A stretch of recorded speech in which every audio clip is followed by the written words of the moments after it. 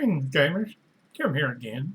Clean shaven for once, although I feel rather blah because I did not sleep very well and have not showered today. And I'm one of those weird people who showers every day, and it's part of my wake up and do stuff ritual. But due to me being awake until almost 4 a.m., which is not all that common for me anymore, even though I used to be an extreme night owl.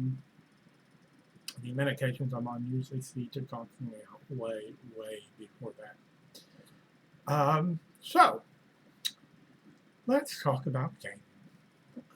I have been looking for a science fiction game.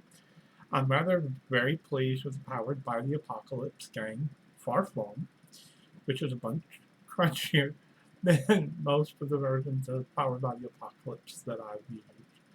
But I'm actually working on not one, not two, but 4 different science fiction games of my own.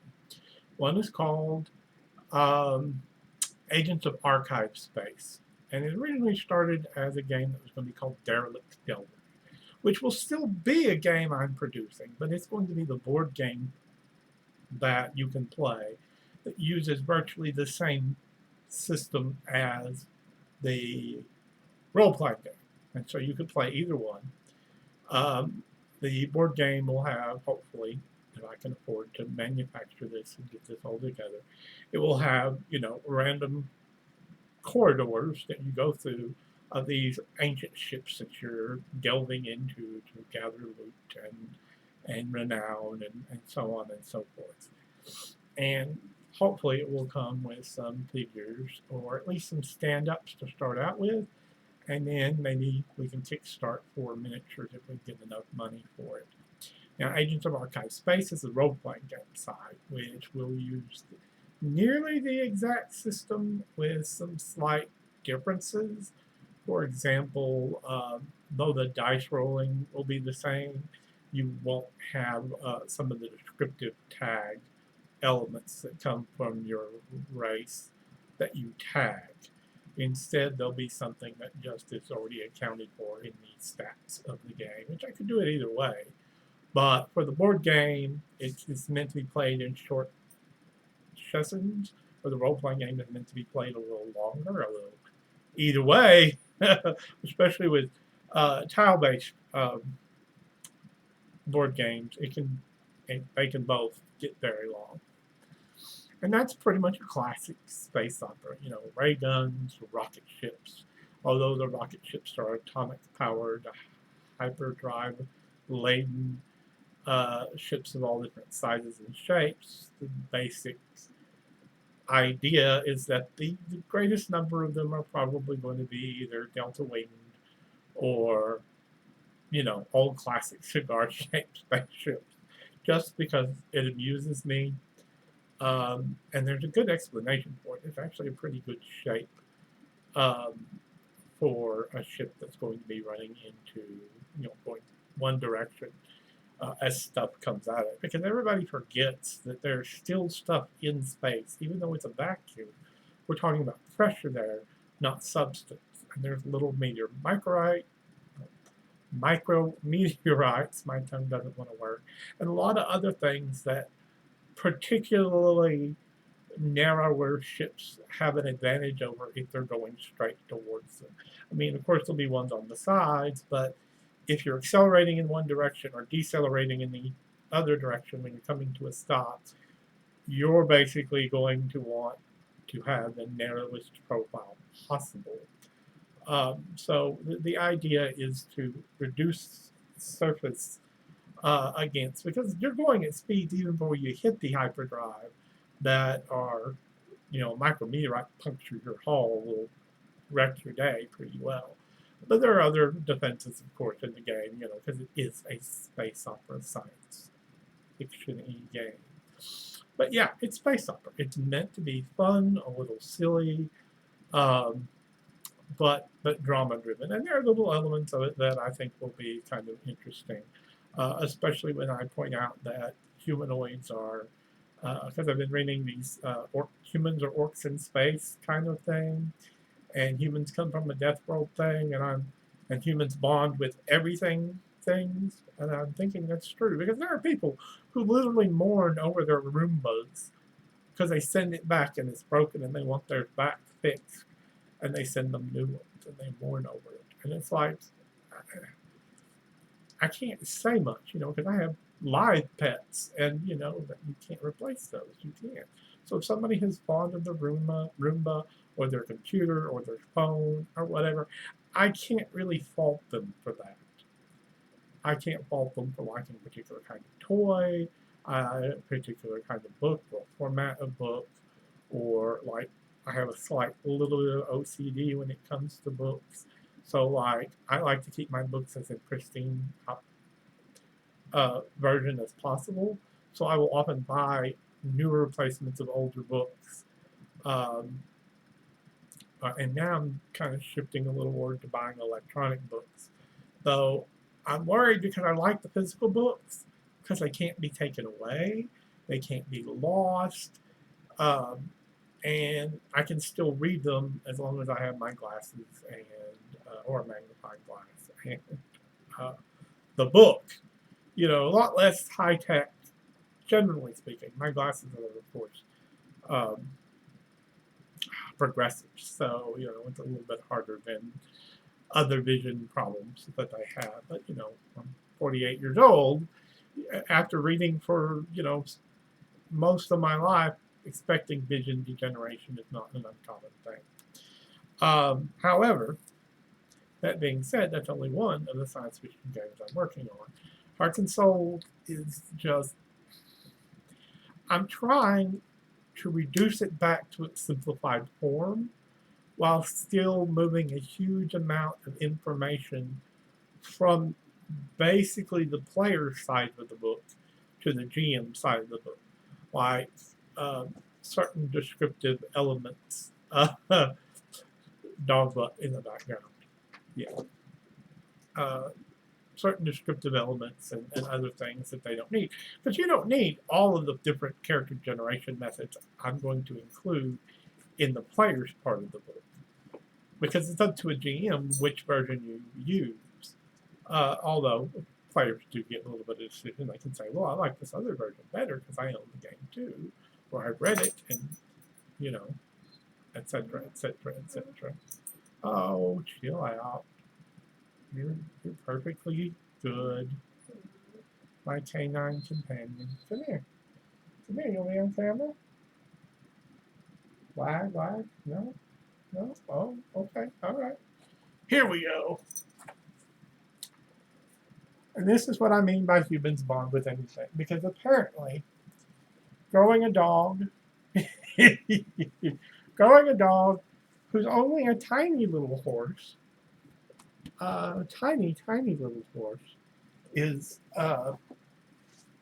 something we specialized in, turning wolves into things like this one.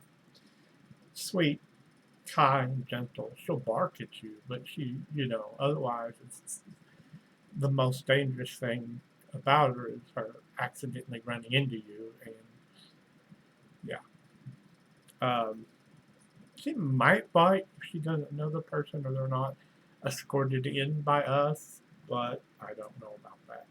Anyway, but again, we bond with anything.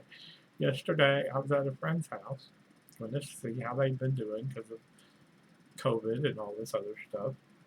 Among other things, no, that was the day before yesterday, because yesterday was Sunday, so it was Saturday. And their next door neighbors had this horse.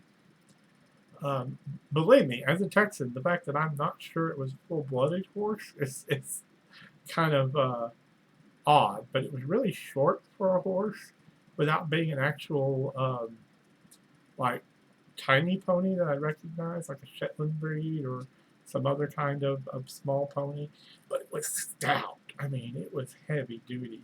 And it just looked at me with these sad brown eyes on this one side because they're prey animals, not predatory animals, so they don't have binocular vision. So it looked at me and it walked over, and I went and petted its nose very carefully, and it was just the sweetest thing.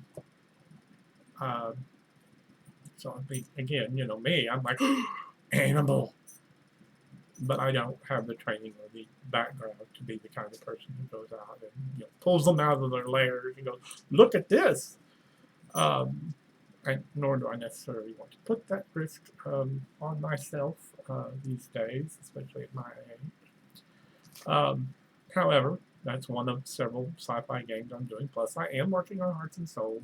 It's just a matter of building up energy because I have had COVID, as I mentioned in my anxiety video. I have had COVID, and it did not leave me as sick as it left a lot of people.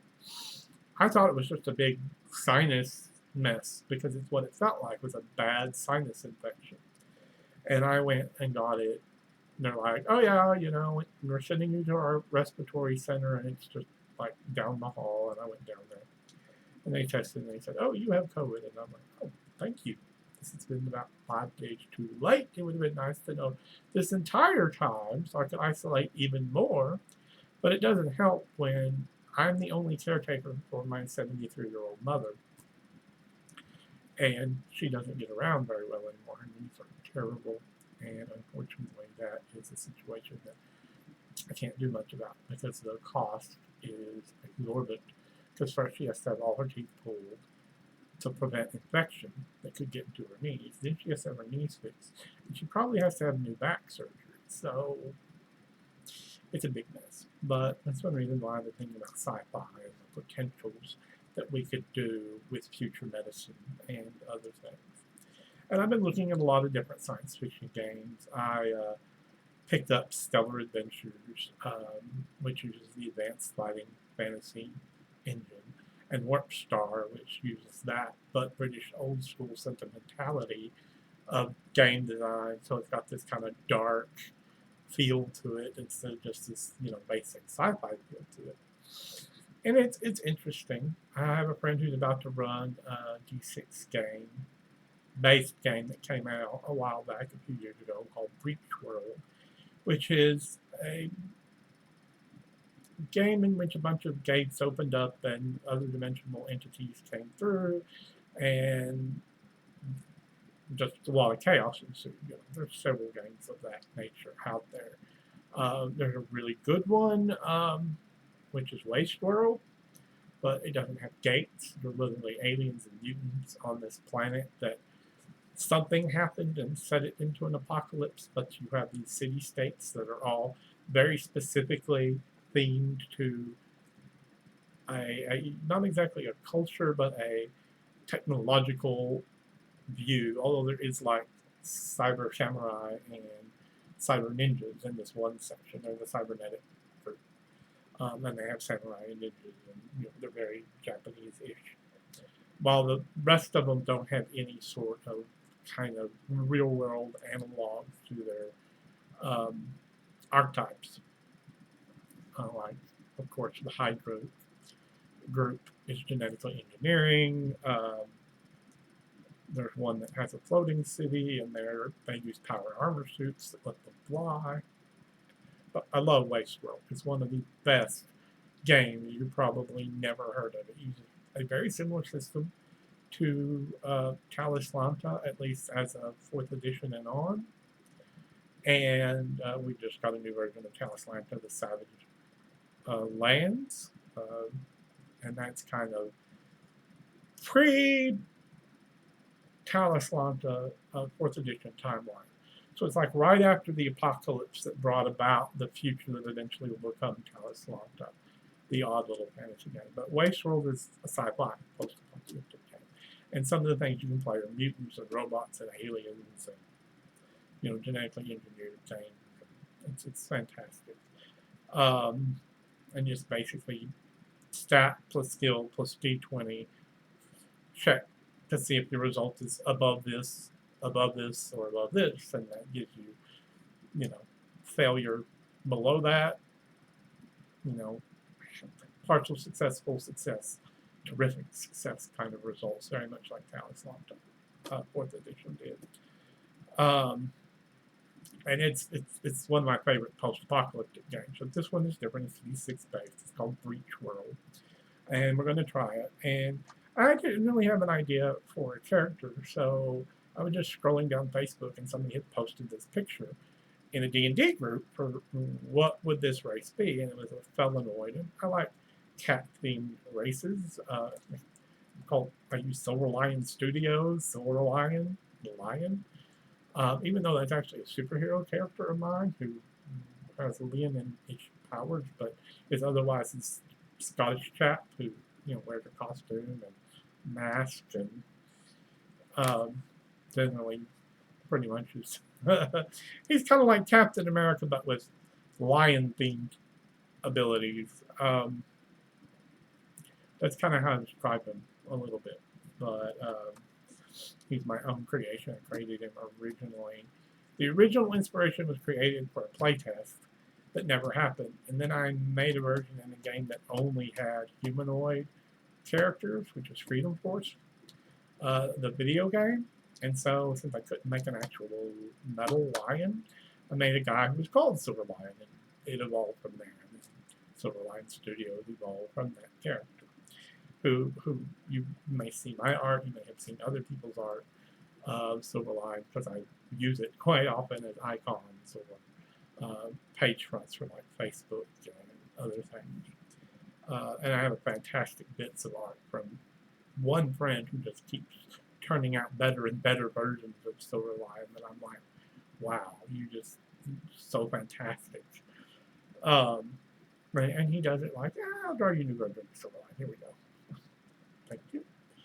I mean, he's a fantastic artist, and I really want him to get more paid work and just, this be more than just, hey, I enjoy art. But at the same time, I don't want to put the pressures on him of, hey, I have to make deadlines. So I'll let him be who he is. As for the other science fiction games, one of them is also a space opera game, but it's a horror space opera game. And right now it's called Empire of Night. But its initials are E, period, O, period, N, period, Eon. Nothing to do with White Wolf's Eon, not spelled even the same way. But it's really called Empire of Night. And basically what happens is the Eschaton Stigmata, the end of the world, this hole opens up from hell itself and floods reality with all sorts of supernatural creatures that are basically demons, and they can appear as anything your imagination wants them to appear as. Some crazy things that I have had in my head, like there's one called the Skinners, and they are a very bizarre looking race with bulging eyes and this hair that's just kind of up in little, not quite little tassels, but it just sticks up as spines here and there. And their arms end and sort of look bloody, and then they have blades, and their feet are the same way, and they walk.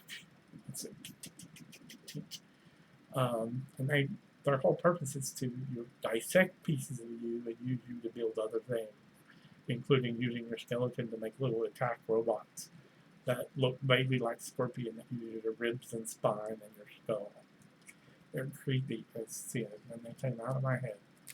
But it also, you could throw a Hydra or a Minotaur or anything from mythology that's even faintly frightening or scary to you or to your players, or sounds interesting to draw from monstrous mythology as demons in this setting. Because, I mean, like I have used Gorgon, Medusa-like Gorgon, not the other kind that D&D uses. But the Gorgon, literally, like, from here up, she's just snakes. So the only eyes she has are on the snake's head. So can you imagine facing something that will turn you to stone if you meet its gaze, and it's got all of them are the snakes, not human eyes? So yeah, it's a really nasty little monster. Players managed to fight it in my one game and defeat it, but they kind of forgot mythology. Gorgons are technically immortal, and they took part of it with them. They got turned to stone, but when you jump into hyperspace in that reality, hell has kind of infected it. So you don't know what that stone snake piece is going to do at that point.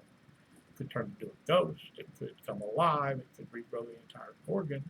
There's no telling. Oh, that game ended, unfortunately, but it's still in playtesting phase. Third one is Cold Chrome Knights, which is a late comer, you will say. It's a very late comer to the whole idea of the cyberpunk genre, but it's sort of what happens when cyberpunk fails. What happens when all of that falls apart and it's even worse? You're not just wage slaves, you're serfs. You're literally paying for the right to live from the very people who pay you to do your job at the same time. So you have orbital lords and glass kingdoms of just these arcologies. And then you have sort of post-apocalyptic outside those places. And nanotech was the next big thing, but something burned 99% of it out. So it's just left this red dust swirling across the world that doesn't do anything because it's all dead nanobots that have collected together into clusters or locked together when they got burned. And people who had nanotech in them of that kind suffered serious illnesses and all sorts of terrible things. But the idea of Cold Chrome Knights is people are inspired by an AI who thinks he's King Arthur. He's a little mad, but he thinks he's King Arthur, or at least the inheritor of the title. And he inspires people to become knights in his sort of idealistic crusade against the orbital lord and the glass kings, and to give humanity a chance. But the catch, of course, is that the new technology, while it uses nanotech to infiltrate the body under very controlled conditions, it actually alters your very biochemical structure and makes you completely unidentifiable as a normal human, because you also have the equivalent of androids, bioroids. And they're, if you look at their DNA and your DNA after you've been what's called laced, you can't tell the difference, other than that one may be male and that one may be female and whatever. And you can tell what kind of lacing they have if you get a big enough DNA sample, because they're different kinds. There's black lacing, which is obviously, not good lace. It's the black market stuff, and it's got all the wetware kind of murder type stuff you would want. And there's, white lace, which if you can just afford it, it basically just keeps you healthy and protects you from stuff. It's nothing big. And then there's something nobody knows what it is called red lace. And they've identified some strains of it, but nothing more. But Cold Chrome Knights is about people being re-inspired to try and fight that fight that the punks did during the cyberpunk age, to fight back against these corporations that have taken control. Because there are enough people who are technically not serfs who can make money as long as it's underground, to be able to buy the technology to fight back against the glass kings and the orbital lords and their enforcers, and become laced.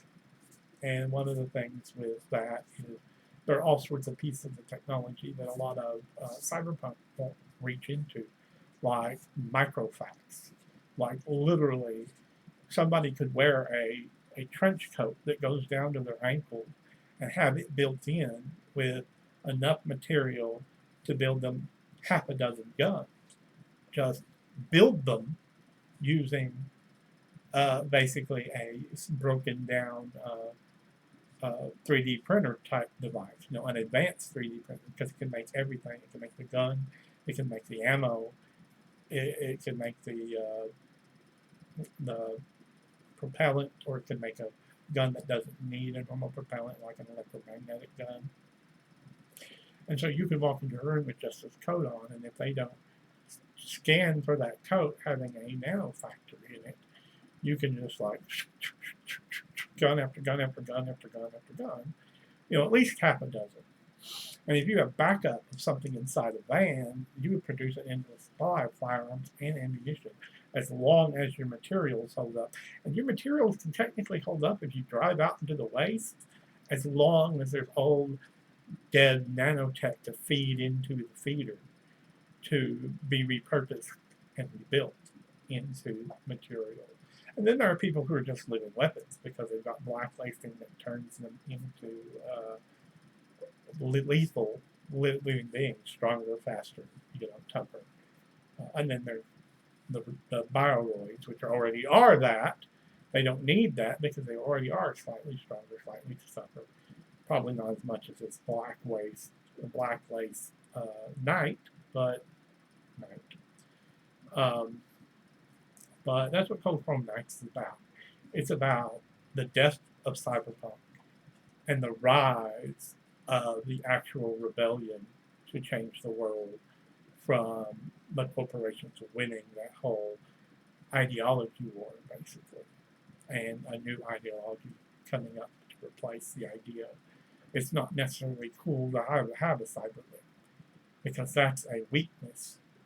Biology is king, especially when you can make that biology even better.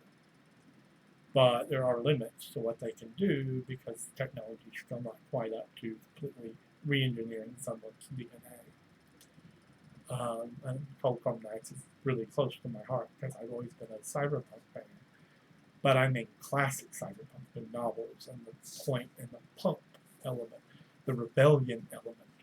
Not that we can make money, working for the corporate lords, but we can make change against the man, against the powers that be, the authority that keeps people at a certain level, the people that keep the people outside the cities where it's safer and there's not a chance of getting sick from rust, the dead nanites, infecting your lungs and tearing them up inside.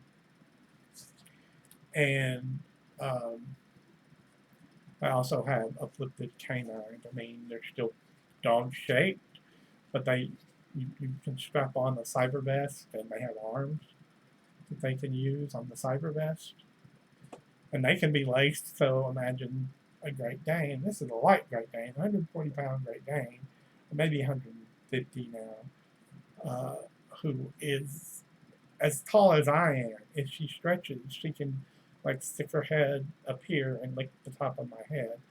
She's not a heavy Great Dane. She's just really long-legged and long body built. She's built like a rocket, which we began this with. And those are what I'm working on in sci-fi, as well as hammering at Hearts and Souls. I like horror. And I have another one that's actually really close to my heart, but it requires so much research and so much detail. And I really need a co-writer, someone who comes from the culture that the fiction comes from, that I'm using as a basis. Because I'm using fiction. And to me, if you share fiction out there in the world, and it has been shared in English and other languages, that in a way I don't want to culturally appropriate that fiction. At the same time, it's fiction.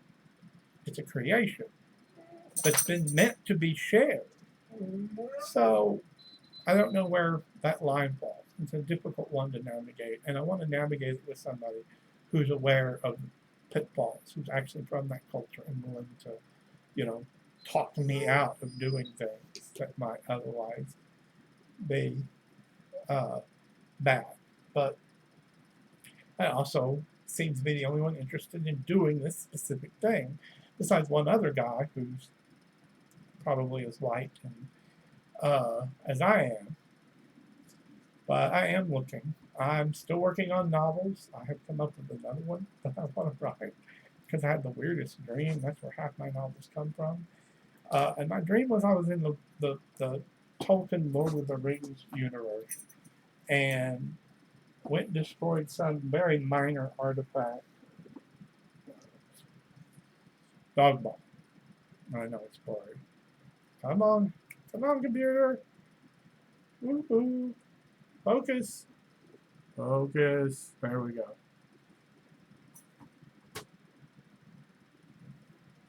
Get it?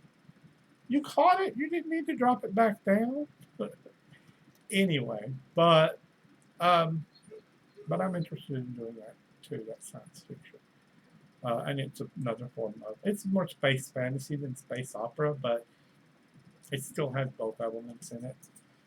Um, so, and I have a friend who wants to do his setting, and his setting is brilliant. And I keep trying and trying and trying to get him to do more work on it, to do more writing. And most of what he is doing is going into the actual game we're playing at the moment.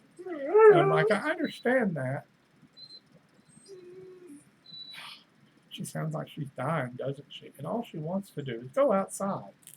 I bet you. You want to go outside? Oh, the paw comes up. That's a please. Anyway, peace. Good gaming. Sorry I rambled at you. Um,